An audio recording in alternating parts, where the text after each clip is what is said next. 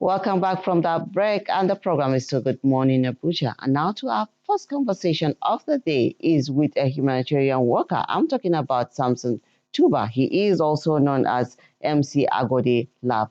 You're welcome to the studio, sir. Thank you very much. It's good to have you. Thank you. I will look at that MC Agode Lab today. Okay. I would like to look at what you do and how you give back to the society. Okay. So we'll be looking at the upliftment of the less privileged. Okay. So what are some of the programs you do in empowering the less privileged? Okay, thank you very much.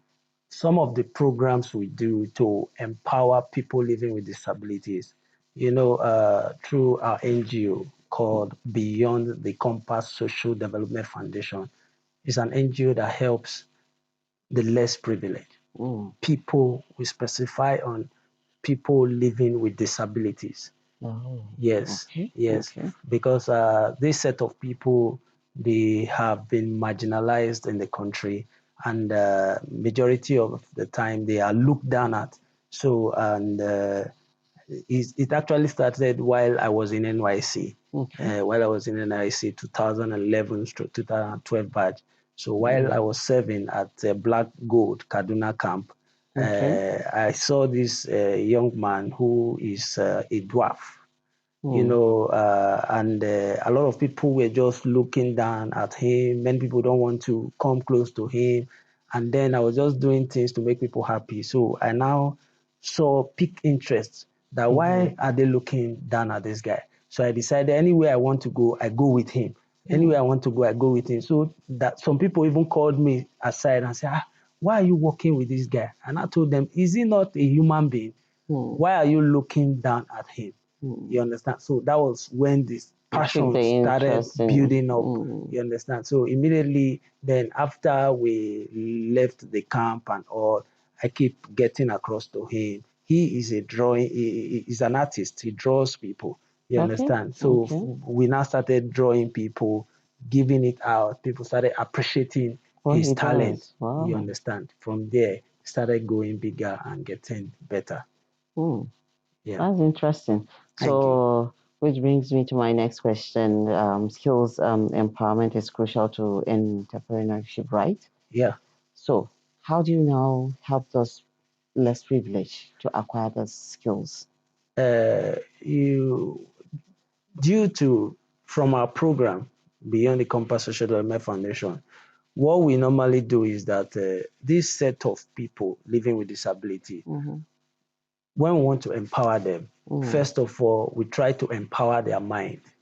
We give them this mental empowerment. You understand?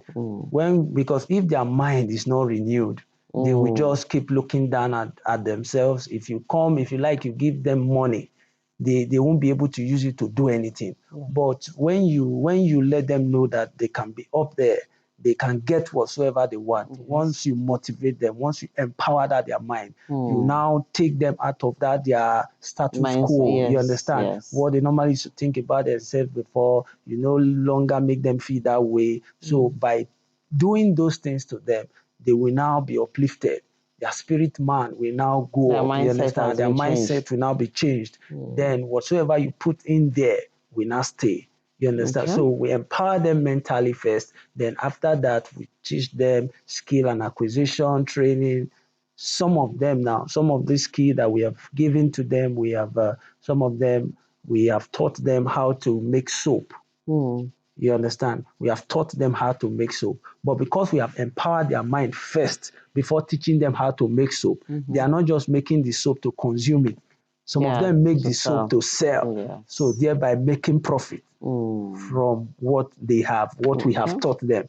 Some of them, we have taught them how to make shoemaker, as in to make shoes. There is one who is, they call her Harika. She's a cripple, a woman. She just said that when she heard that Beyond the Compass is moving around helping people, she now sent her request that please, that she wants to learn shoemaking. We enrolled her to be a shoemaker somewhere. We paid for her.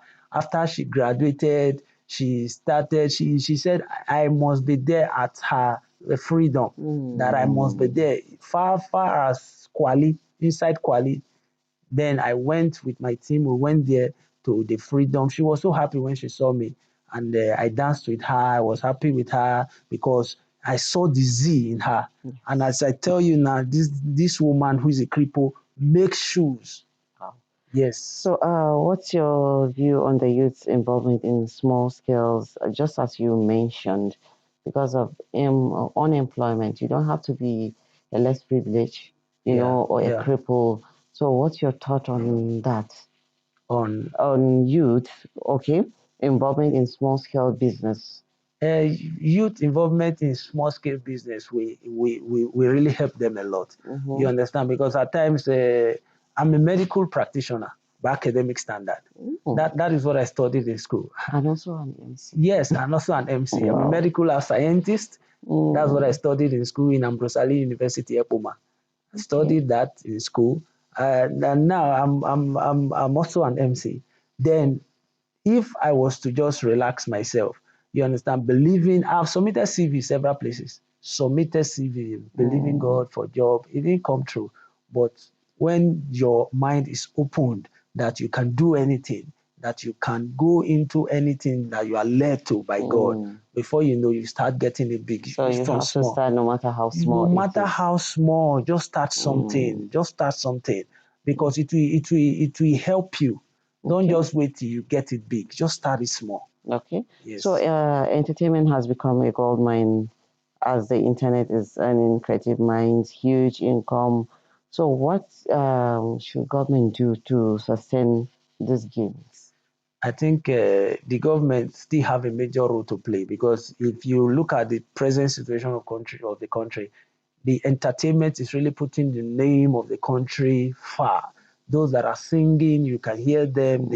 When they say, "Oh, where is he from?" He says from Nigeria. Where is he from? He's from Nigeria. So he's giving the country a good name. So I think the government need to support entertainment. You need to support those who are starting.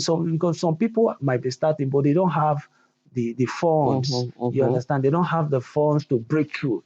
So I think with the little support from the government, it can help in repositioning them better, help them put them and give them that easy ladder to step on, rather than just struggling at the end, nothing to show for it.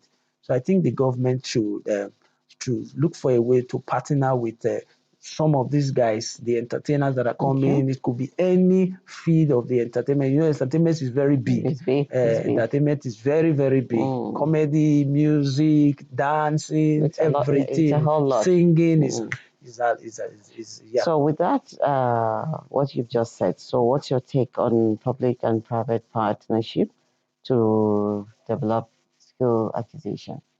You know, the public sector and the private sector, I think they need to do more. This corporate, this CSRO of a thing, you know, they just write it officially now. You go to their places, some persons, even like we, when we are doing programs, we write to some offices for them to partner us. And they just look at us as, who are these guys? They will just abandon us. You understand? So it's really hurtful. It's painful. So I think the private sector, even the government sector, they should key into ideas of people who really want to do something, maybe to help humanity or do something even for themselves. You understand? So that, because when you give me fish to eat and you teach me how to fish, it's a two different ball game. You understand? So when you see a proposal that is rich, somebody drop a proposal to you and that proposal is rich, the best you can do is, maybe the person needs money in order to start, support that person. We have written to several organizations for support, and I believe they should be doing more by encouraging us, by partnering with us. When they see a Beyond the Compass profile file, they should just partner and say, these people, okay, they'll be correct, they'll help people back. Thank you so much. Thank you so much. Before I let you go, your last word, please, to everybody out there, in order to, give back to one another.